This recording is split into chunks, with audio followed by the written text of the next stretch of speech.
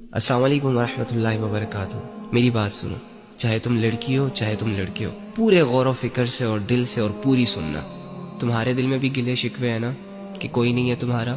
کسے بتاؤں اپنے دل کے راز؟ یہ دنیا میرے ساتھ ایسا کیوں کر رہی ہے؟ یہ لوگ میرے ساتھ ایسا کیوں کر رہے ہیں؟ اور میں خود بھی کچھ کر کیوں نہیں پا رہا؟ آخر میں ایسا کیوں؟ جب انسان دنیا کی زندگی کو ہی سب کچھ سمجھ لیتا ہے نا، تو واللہ ہی وہ اس سٹیج پر چلا جاتا ہے کہ دنیا کی زندگی اسے سمجھ نہیں آتی۔ اینی ہاؤ، تو ایک کام کر، آج رات جب سب سو جائے نا تو چھپکے سے اٹھنا، کسی کو کانوں کان خبر نہیں ہونی چاہیے، اور سب سے الگ تھلگ ہو کر جانماز پکڑ، بچھا اور اس پر کھڑا ہو جا، ہاتھ باندھ، آنکھیں بند کر، امیجن کر کہ تیرا رب تیرے سامنے کھڑا ہے، وہ رب جس کا تو بندہ ہے، اور اسے اپنا سب کچھ مان، اور یہ تصور کر کہ آج میں اپنے رب کو اپنی حالت دکھانے آیا ہوں، آج میں اپنے رب سے اس دنیا کی شکایتیں کرنے آیا ہوں، آج میں اپنے رب سے دل کے راز بیان کرنے آیا ہوں۔ 2 رکعت نفل نماز پڑھ، اور نماز پڑھنے کے بعد جھولی پھیلا دے، ہاتھ اٹھا دے، بچھا دے خود کو، اور دل کی گہرائیوں سے پکار اپنے اس رب کو جو تیرے دل کے حال کو جانتا ہے، جو تب بھی تیرے ساتھ تھا جب دنیا تیرے ساتھ نہیں تھی، جو تب بھی تیرے ساتھ تھا جب دنیا تجھے جانتی نہیں تھی، اور جو آج بھی تیرے ساتھ ہے۔ وہ اکیلا کافی ہے تجھے سنبھالنے کے لیے۔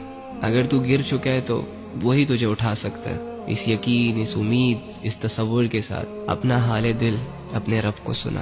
ایک آنسو کا قطرہ نکل آیا نا، یا تیری آنکھیں صرف نم ہو گئی، یا چلو اگر تمہیں صرف اتنا احساس ہو گیا کہ میں اللہ کے سامنے بیٹھا ہوں، میں اللہ ہی سے بات کر رہا ہوں، یقین کر کے اٹھنا کہ تیرا رب تجھ سے راضی ہے۔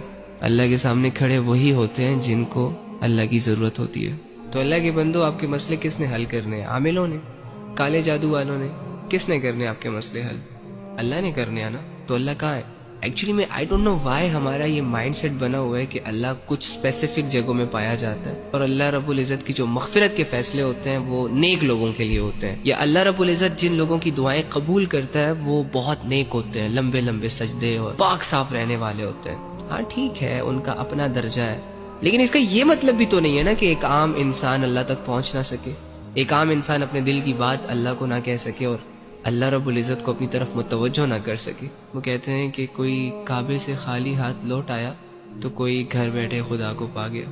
آپ کو نہیں لگتا کہ جو کمزور ہوتے ہیں، جو عام لوگ ہوتے ہیں، جو مظلوم اور فقیر قسم کے لوگ ہوتے ہیں، جو خالی ہاتھ ہوتے ہیں، معاشرے کو زیادہ تر ترس انہی لوگوں پر آتا ہے؟ تو اگر آپ اپنے آپ کو یہ مان بیٹھے ہیں کہ ہم گنہگار ہیں، ہم بدکار ہیں، تو دوسری جانب یہ بھی تو یقین کر سکتے ہیں نا کہ اللہ رب العزت آپ کی طرف زیادہ رجحان کرے گا۔